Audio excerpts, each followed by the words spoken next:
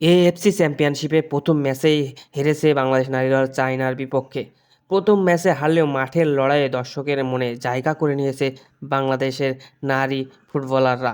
চাইনিদের কাছে ২-০ গোলে হারলেও এই ম্যাচে ছিল তাদের অনেক প্রাপ্তি। ফিফা র্যাঙ্কিংয়ে ১৭ নম্বরে থাকা শক্তিশালী চাইনিজ দলের সাথে খেলা বাংলাদেশ নারী দলের জন্য একটা বড় অর্জন। তবে মাঠের লড়াইয়ে এক বিন্দু ছাড় দেয়নি বাংলার মেয়েরা। তারা মাঠে সর্বোচ্চ দিয়ে চেষ্টা করেছে ম্যাচটাকে বাঁচানোর।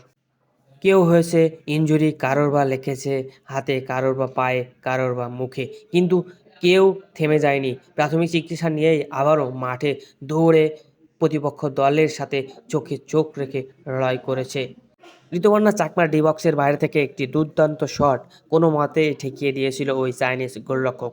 এই বলটি গোল হলেও হয়তোবা দৃশ্যপট ভিন্ন হলেও হতে পারত।